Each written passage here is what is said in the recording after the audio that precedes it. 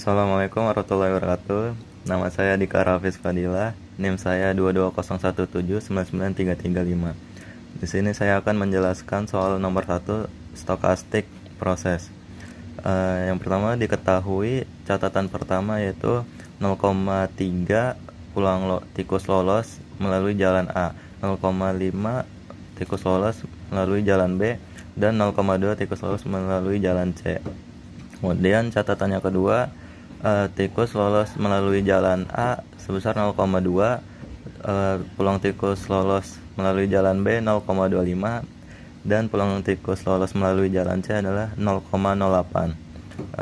Terus soalnya yaitu peluang seekor tikus akan lolos dari labirin adalah semuanya digabung jalannya, yaitu jalan A 0,3 dari catatan pertama peluang lolos, dan 0,2 dari catatan kedua peluang lolos, yang hasilnya 0,06. Kemudian peluang lolos dari jalan B yaitu 0,5 dari catatan pertama dan 0,25 dari catatan kedua. Kemudian peluang lolos dari jalan C yaitu 0,2 dari catatan yang pertama dan 0,08 dari catatan yang kedua. Kemudian semuanya dijumlahkan itu mendapatkan 0,201 atau 20,1%. Kemudian soal yang B yaitu peluang seekor tikus yang lolos menggunakan jalan C adalah 0,2 dari peluang lolos catatan pertama dan 0,08 dari catatan kedua, yang dimana hasilnya 0,016 atau 1,6%. Saya akan menjelaskan nomor 2, yang dimana pada nomor 2 saya membuat permisalan yang terbagi menjadi 4. Yang pertama, 2 minggu berturut-turut seseorang minum kopi A dibuat simbol menjadi AA. Yang kedua, minggu pertama minum kopi A, minggu kedua minum kopi B, ke simbolnya AB. Kemudian yang ketiga, minggu pertama kopi B, minggu kedua minum kopi A, maka dibuat simbol BA. Dan yang keempat, 2 minggu berturut-turut seseorang minum kopi B, maka simbolnya adalah BB. Kemudian soal bagian A itu buat matriks dan diagram peluang transisi. Yang pertama, matriks itu terbuat menjadi yaitu matriks 4x4, yang dimana cara membacanya itu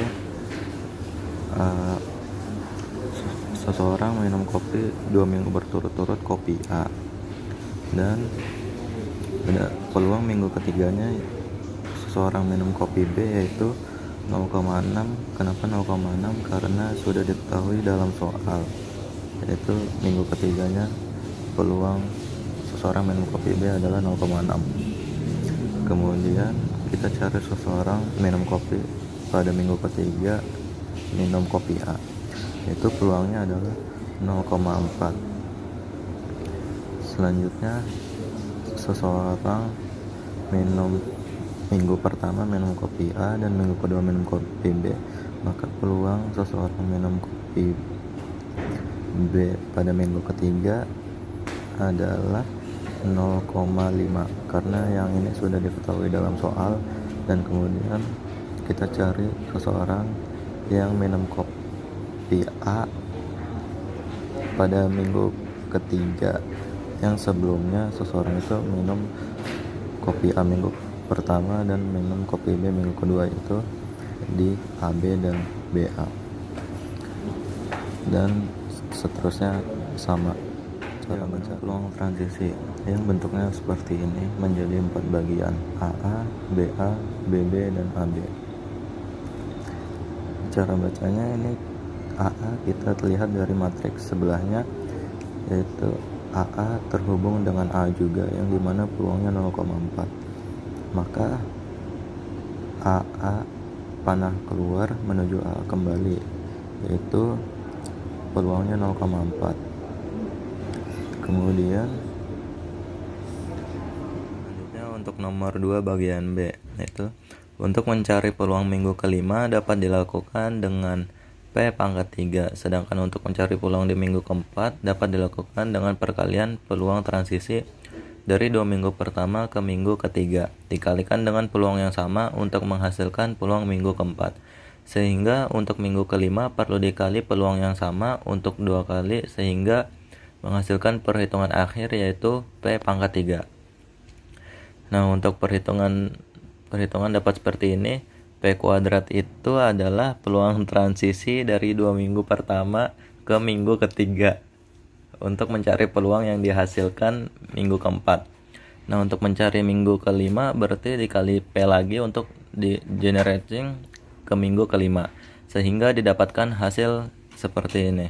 Kemudian untuk simbol yang ada tetap sama yaitu AA, AB, BA, dan BB. AA, AB, BA, dan BB. Sehingga peluang minum kopi A di minggu kelima dapat kita hitung sebagai berikut yaitu P00 plus P02.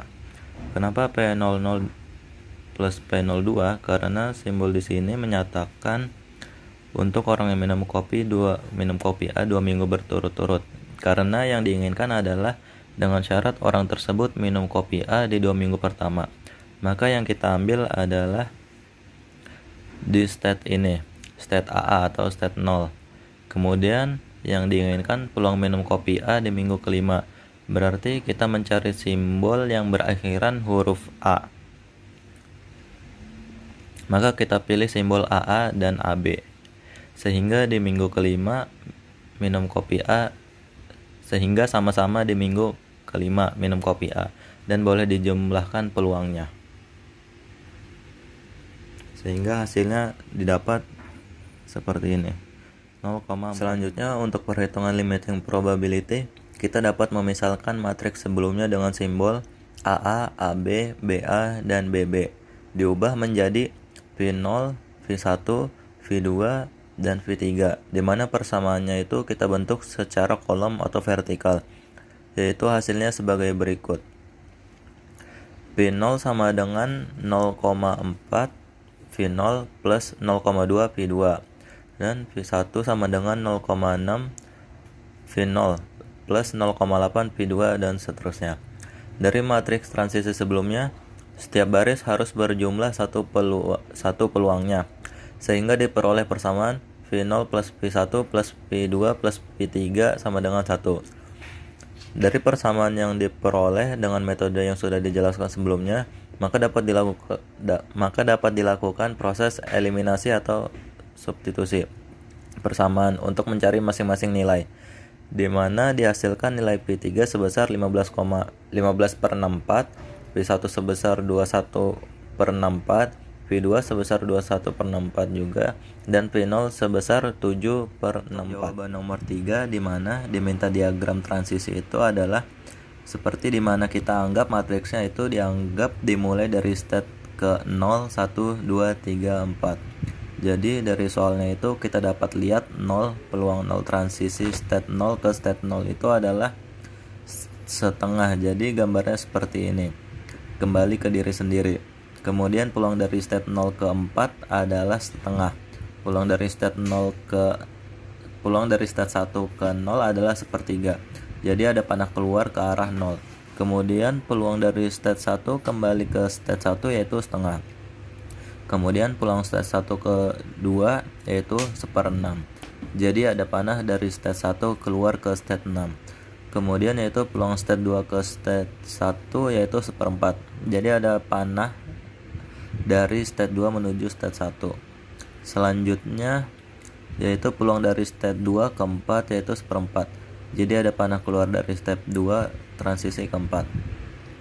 Kemudian ada peluang dari step 2 ke step 3 yaitu setengah. Jadi ada panah step 2 peluang transisi keluar ke step 3.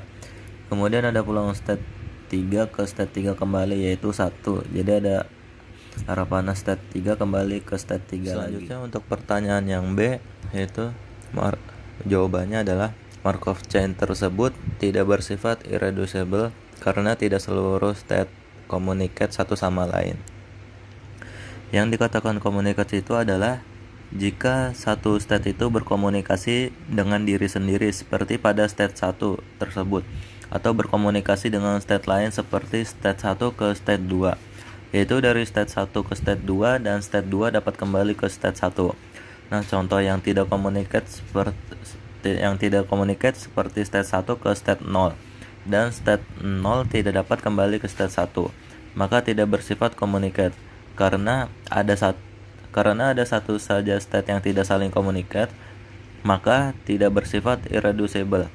Markov chain yang bersifat irreducible itu adalah Markov chain yang semuanya communicate satu sama lain. Selanjutnya untuk pembagian kelasnya terbagi menjadi 3 kelas, yaitu dimana kelas yang pertama yaitu state 1 dan state 2. Kemudian kelas yang kedua yaitu state 0 dan state 4. Kemudian kelas yang ketiga yaitu sisanya atau state 3 sendiri. Kenapa state 1 dan state 2 bisa disebut sebagai satu kelas? Karena mereka saling berkomunikasi, di mana state 1 dapat memiliki peluang transisi ke state 2 dan state 2 juga memiliki peluang transisi ke state 1, dan begitu pun juga untuk menentukan kelas 2 dan kelasnya. Kenapa kelas 1 yaitu state 1 dan state 2 bersifat transient? Karena arah peluang transisi yang keluar dari state 1 menuju ke state lain ada yang tidak bisa kembali ke state 1 itu sendiri, yaitu dari state 1 ke state 0, lalu ke state 4 dan kembali ke state 0, lalu tidak dapat menemukan jalan ke state 1, sehingga itu bersifat transient. Selanjutnya, kenapa kelas 2 yaitu state 0 dan state 4 bersifat recurrent? Karena setiap arah panah yang keluar dari state-nya tersebut dapat menemukan jalan kembali ke state-nya sendiri. Seperti state 0. State 0 memiliki arah panah peluang transisi ke state 4, tapi dapat menemukan jalan kembali ke state 0. Begitu juga state 0 yang bertransisi dengan dirinya sendiri, sehingga itu bersifat recurrent. Dan begitu juga untuk kelas 3 yang bersifat recurrent. Selanjutnya untuk pertanyaan yang E, yaitu dapat disimpulkan bahwa Markov chain tersebut termasuk absorbing karena terdapat satu absorbing state yaitu state 3, di mana ada peluang 1 yang kembali ke dirinya sendiri, dan ada non-absorbing state yaitu state 2, di mana state 2 yang menuju ke state 3 dengan peluang tertentu yaitu setengah. Selanjutnya adalah nomor 4. Yang pertanyaannya yang bagian A adalah berapa peluang paling sedikit diperoleh respon 3 query dalam 1 menit. Di sini saya menggunakan metode counting process. Dengan counting process kita dapat menghitung peluang dalam 1 menit terdapat 3 sistem query yang terjadi, yaitu kita dapat menuliskan PN60 lebih besar sama dengan 3 menjadi 1 kurang PN60 kurang dari 3. Kemudian kita jabarkan menjadi PN60 sama dengan 0, PN60 sama dengan 1, dan PN60 sama dengan 2. Kemudian untuk perhitungannya kita tinggal masukkan ke rumusnya, yaitu E pangkat min lambda T kali lambda T per 0 faktorial, yaitu angkanya E pangkat min lambda T kali 6 pangkat 0 banyaknya kejadian, yaitu 0. Kemudian per banyaknya kejadian faktorial atau 0 faktorial, dan begitu untuk selanjutnya. Setelah dihitung hasilnya, maka diperoleh hasil PN60 lebih besar sama dengan 3, itu adalah 0,938. Kemudian untuk 4B ditanya peluang bahwa query pertama direspon paling sedikit 4 detik. Di sini saya menggunakan cara waiting time. Untuk perhitungannya yaitu PS1 lebih besar sama dengan 4 sama dengan 1 kurang PS1 kurang dari 4. Lalu kita convert menjadi PN4 kurang dari 1. Selanjutnya tinggal masukkan ke dalam rumus, yaitu E pangkat min lambda T, yaitu E pangkat min 0,4, yaitu hasilnya adalah 0,67. Selanjutnya untuk 4C, yaitu pertanyaannya adalah peluang perbedaan waktu query kedua dan ke-1 lebih dari 5 detik. Di sini saya menggunakan perhitungan inter-arrival time. Untuk perhitungannya yaitu PT2 harus lebih besar dari 5 sama dengan, tinggal masuk ke rumusnya, yaitu E pangkat min lambda T sama dengan E pangkat min 0,5 yang diperoleh dari lambda T, yaitu 1/10 kali 5 detik. Hasilnya diperoleh 0,6065. Selanjutnya itu bagian 4D. Pertanyaannya adalah peluang query ketiga di respons sistem lebih dari 6 detik. Di sini saya menggunakan metode waiting time. Untuk perhitungannya yaitu PS3 lebih besar dari 6 sama dengan 1 min PS3 kurang dari sama dengan 6. Lalu kita convert menjadi PN6 kurang dari 3. Kemudian tinggal dimasukkan ke dalam rumus, yaitu E pangkat min lambda T kali lambda T pangkat K per K faktorial untuk masing-masing peluang, sehingga mendapatkan hasil 0,9768. Selanjutnya nomor 5, yaitu Markov chain non-homogen. Karena jenis Markov chain ini memiliki laju yang berbeda-beda untuk jam tertentu, sehingga memiliki rate untuk laju jam tertentu, sehingga bersifat non-homogen. Untuk mencari rate masing-masing dari jam tertentu, kita dapat menentukan dari awalnya di mana toko tersebut dibuka jam 10 dan ditutup jam 6. Jadi kita dapat mengkonversikan atau mendefinisikan jam tersebut mulai dari 0 sampai 8, di mana jam 10 kita definisikan sebagai jam ke 0, jam 11 ke 1, jam 12 ke 2, dan seterusnya. Untuk menghitung rate-nya itu kita dapat menghitung di mana diketahui pada saat jam ke-0 memiliki laju 2 per orang. Kemudian jam kedua memiliki laju 4. Dengan menggunakan persamaan ini, maka kita dapat menghitung persamaan linearnya, yaitu lambda T kurang 2 per 4 kurang 2 sama dengan T kurang 0 per 2 kurang 0, sehingga menghasilkan lambda T sama dengan T plus 2.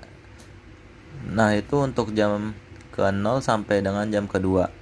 Untuk jam 2 sampai dengan jam keempat atau jam 12 sampai ke jam 2 itu katanya memiliki laju yang konstan, yaitu laju 4 orang per jam. Nah, untuk jam keempat sampai jam ke-8 itu dikatakan tidak memiliki pelanggan yang datang, sehingga lajunya 0. Selanjutnya untuk 5B. Untuk menghitung peluang adanya maksimal satu pelanggan antara jam 10.30 sampai 11.30, maka kita dapat mendefinisikan itu sebagai jam ke setengah sampai jam ke-3 per 2. Sehingga untuk menghitung peluang homogen ini, dan kita ketahui peluang homogen ini bersifat non-homogen dan memiliki rate masing-masing, maka perhitungan mu-nya itu memiliki cara tersendiri, yaitu dengan mengintegralkan persamaan linear dari laju yang diperoleh pada jam tertentu. Karena ditanya jam 10.30 sampai jam 11.30, berarti itu didefinisikan dari jam setengah sampai jam 3 per 2, sehingga kita perlu mencari rata-rata di jam tersebut dengan mengintegralkan setengah sampai 3 per 2 untuk persamaan linear T plus 2 dt, sehingga hasilnya mendapatkan 3. Untuk menghitung peluangnya berarti kita menggunakan counting proses, karena kita ingin menghitung banyaknya kuantitas pelanggan yang datang, yaitu maksimal 1. Jadi kita menggunakan counting proses dengan metode stationary, yaitu Pn 3 per 2 kurang N 1 per 2 kurang dari sama dengan 1 sama dengan E pangkat min 3 dikali 3 pangkat 0 per 0 faktorial ditambah E pangkat min 3 dikali 3 pangkat 1 per 1 faktorial, yaitu hasilnya adalah 0,1992. Selanjutnya untuk perhitungan C memiliki cara yang sama, di mana ditanya peluang adanya pelanggan maksimal 3 dari jam 3,5 sampai jam ke-5. Itu berarti ditanya jam ke 1.30 sampai jam 3. Untuk perhitungannya yaitu mu sama dengan 4 integral sampai 3,5 4 dt plus 8 integral sampai 4 0 dt sama dengan 4t dengan batas 4 sampai 3,5 sama dengan 2. Selanjutnya Pn5 dikurang N3,5 kurang dari sama dengan 3 sama dengan E pangkat min 2 dikali 2 pangkat 0 per 0 faktorial ditambah E pangkat min 2 kali 2 pangkat 1 per 1 faktorial plus E min pangkat 2 dikali 2 pangkat 2 per 2 faktorial plus E pangkat min 2 dikali 2 pangkat 3 per 3 faktorial. yaitu dimana hasilnya adalah 0,857.